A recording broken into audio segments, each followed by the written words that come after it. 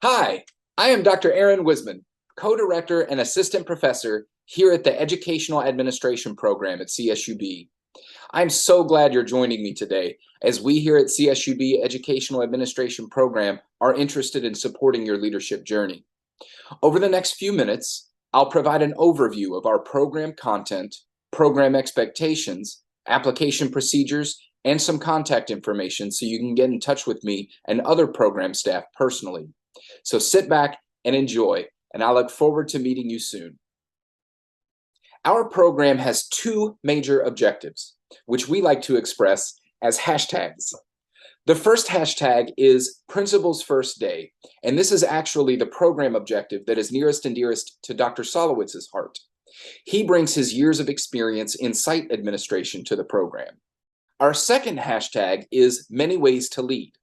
Whether you are considering school-level leadership and administration, district-level leadership, or leadership roles in the County Office of Education or the State Department of Education, where a great deal of my own leadership experience was gained, or even beyond, there are many ways to lead in education. Our program is at heart a credentialing program, as we are preparing you to earn your California Preliminary Administrative Services credential, which is the key that you need to unlock myriad administrative roles in California schools. CSUB's Educational Administration program uses a cohort model. Our cohorts bring together diverse groups of educators who share a singular focus: to improve student achievement and well-being in their schools. As part of the cohort, you would start your program in the fall. All students in the cohort take the same classes throughout the program. This allows a networking opportunity of future leaders as they grapple with issues regarding leading and managing schools. After the fall and spring semesters, in May, you will have completed your requirements for the California Preliminary Administrative Services credential. Those who wish to earn a master's degree will then return the following fall for a third semester and graduate with their master's in December. The credential program consists of a total of 8 classes. 6 of the classes meet screen to screen in a synchronous online modality via Zoom. These 6 classes are the visionary leadership, ethical leadership, and instructional leadership classes in the fall, and then the family and community engagement, management and learning environment, and external policy and context classes in the spring. Each of our classes run in 5-week blocks. So you start your first class, Visionary Leadership, in August, and that runs through September. Then, beginning in October, you start the Ethical Leadership class, which runs for 5 weeks, and so on.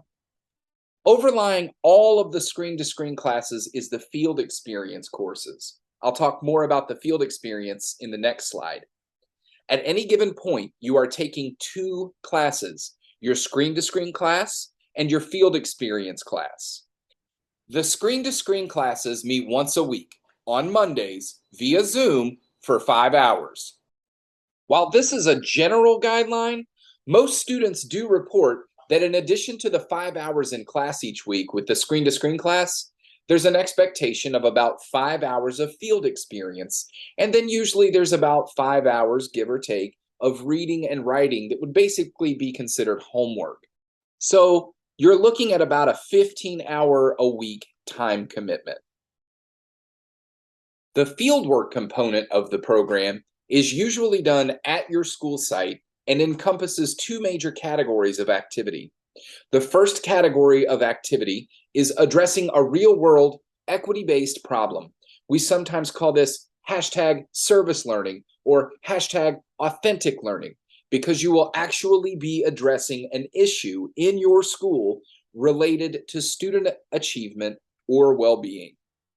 This activity is based on the expectations of the California Administrator Performance Assessment, or the CalAPA, which is a state-required assessment that you will need to take and pass in order to attain your California Preliminary Administrative Services credential. I'm going to talk about that more on the next slide. So let me talk at this point about the second major category, which is engaging with school leaders. We refer to this as the organizational scan.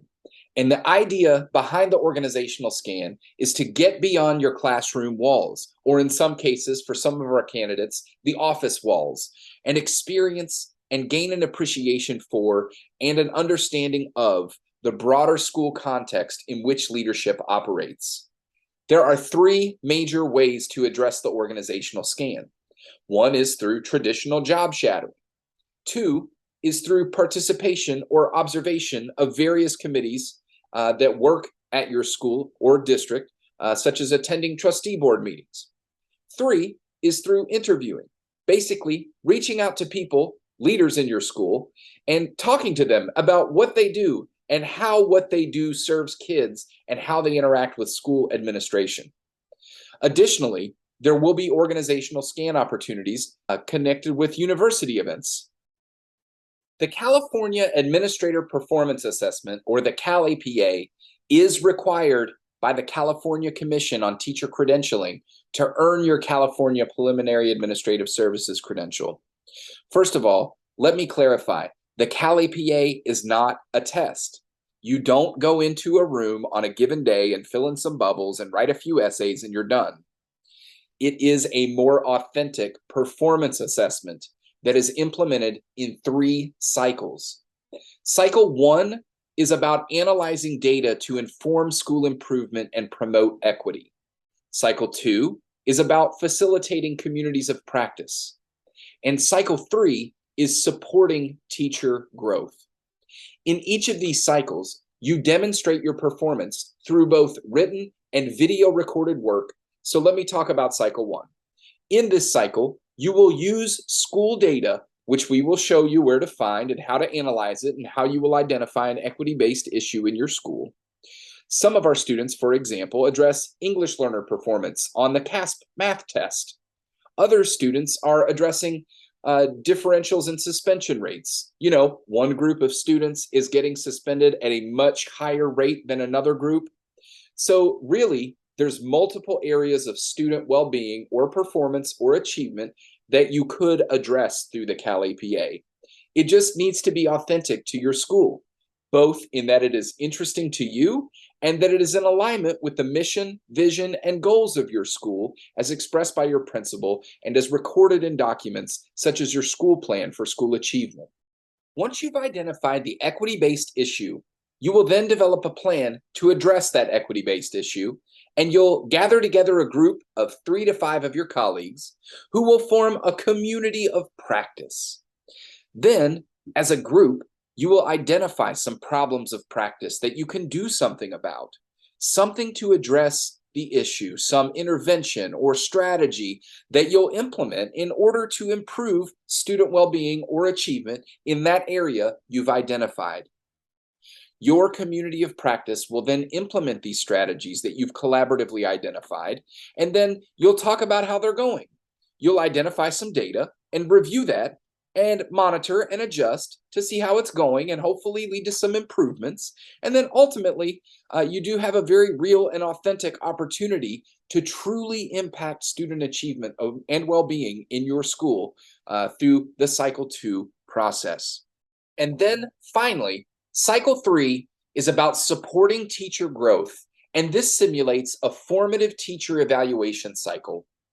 Through Cycle 3, you will develop your expertise and practice in the art of instructional coaching. You'll have a pre-conference with your volunteer teacher, you will observe a lesson, and you'll conduct a post-observation conference, all the while demonstrating your capacity for this very important skill for all educational leaders. The CalAPA is a rigorous and extensive process, but we have integrated instruction, practice, and formative assessments throughout the program in your screen-to-screen classes and in your field experience so that you are well prepared before you make your final submission. Further, we actually really believe in the CalAPA. The basic skills assessed here are analyzing data, facilitating communities of practice, and supporting teacher growth through instructional coaching, all with the underlying value of equity. We believe these are essential core skills that every educational leader should possess. So we're actually pleased to have so thoroughly integrated the CalAPA into the day-to-day curriculum, instruction, and assessment for our program. Our program has two parts. The first part is that credential only portion that we just talked about. And the second part is the Master of Arts in Educational Administration. Those who are completing their credential are done after 2 semesters in which you take those 8 classes, including the field experience, and you complete and pass the CalAPA. For those who are seeking a Master of Arts in Educational Administration, you would return in the following fall. So for those folks, there's a second fall semester, and you'll take 3 classes in that fall semester. One is an educational statistics class. Another is a research design and analysis class. And the third is a culminating project in education, where basically we're going to ask you to identify an issue in education. It could be the issue that you've already identified in your work with the CalAPA, or it could be something different. But we're going to ask you to look into that in more depth in terms of academic research.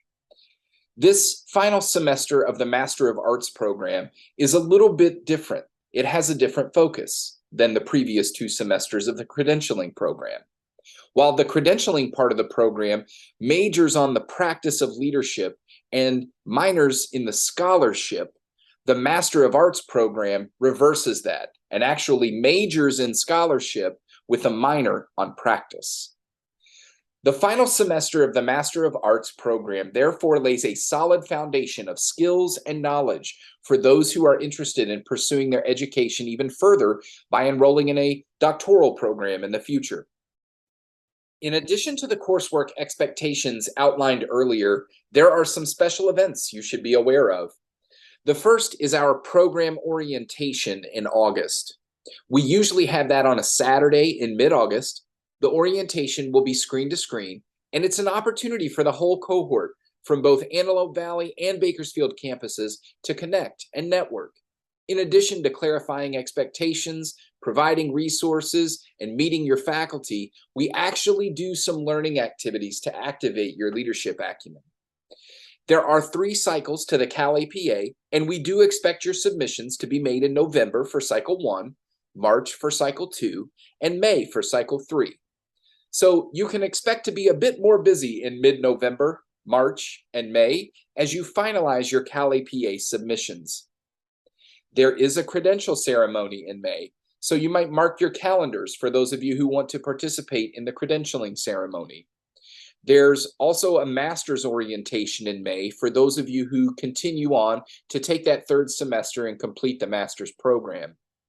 Finally, there is the master's graduation, which occurs in December. And I believe that's only in Bakersfield. So those of you in the Antelope Valley would need to mark your calendar and make some travel plans to attend the graduation in Bakersfield in December, should you choose to do so. And now for the discussion of tuition and fees. In terms of what you can expect for tuition and fees, we recommend that you visit the current university catalog and search for the schedule of fees. Know that tuition and fees are always subject to change from year to year. There are some other program expenses, like the CalAPA, and that's not included in the university tuition and fees. You'll also want about $500 or so for textbooks and for course incidentals that come up now and then. I do want to point out the value that comes with our cost.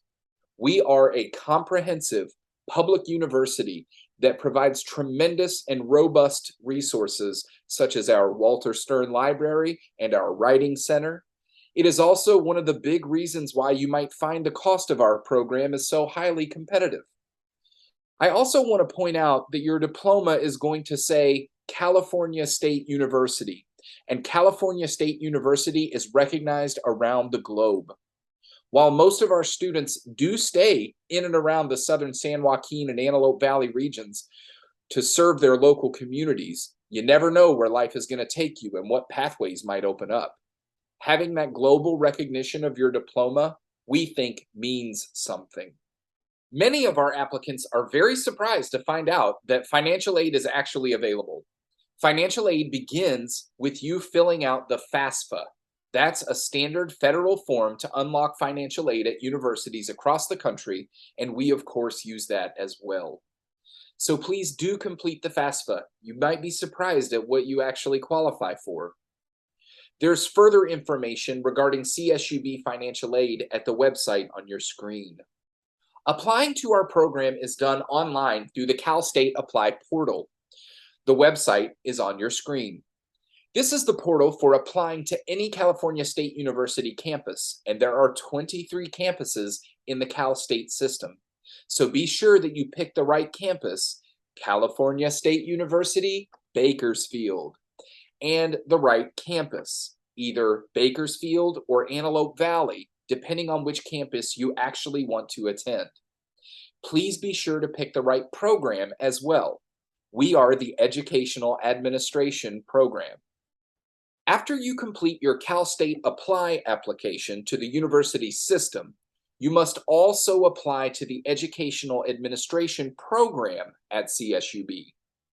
Directions for applying to the program are provided both in Cal State Apply and on our program website, csub.edu/edadmin.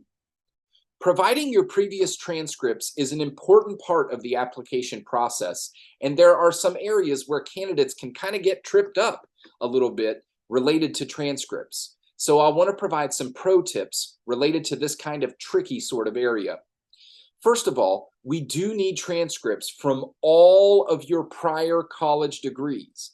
So if you have an associate's degree, a bachelor's degree, or prior master's, or even a prior doctorate, we do need the transcripts for those degrees. Also, we need official transcripts sent directly to CSUB admissions.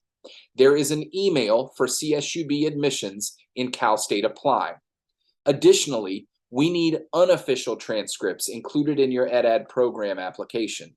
Again, that is official transcripts to CSUB admissions and unofficial transcripts to the Educational Administration program. Finally, if you have a prior degree from CSUB itself, like you did your bachelor's degree at CSUB, we can access those transcripts already. So that is in the Cal State Apply system, and you can just note that you have the transcript from CSUB.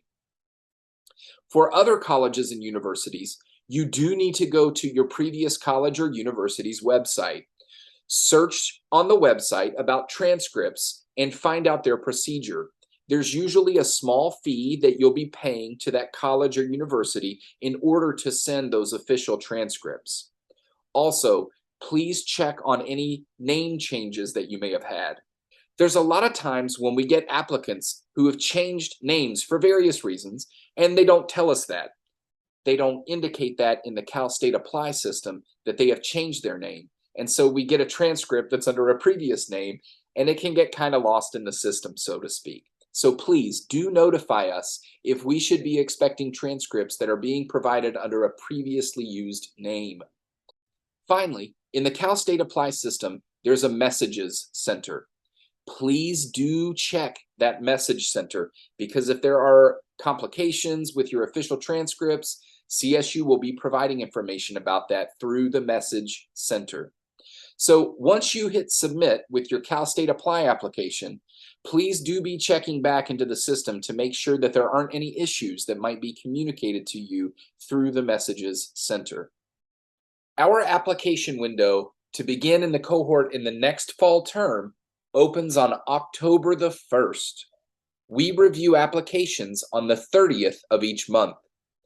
Following a successful screening of your program application, you will be invited to an interview via Zoom with program faculty. Note that we will accept applications until the program is full or June 30th, whichever occurs first. Interest in the program is high, and we encourage you to apply earlier to help ensure a seat in the next fall cohort.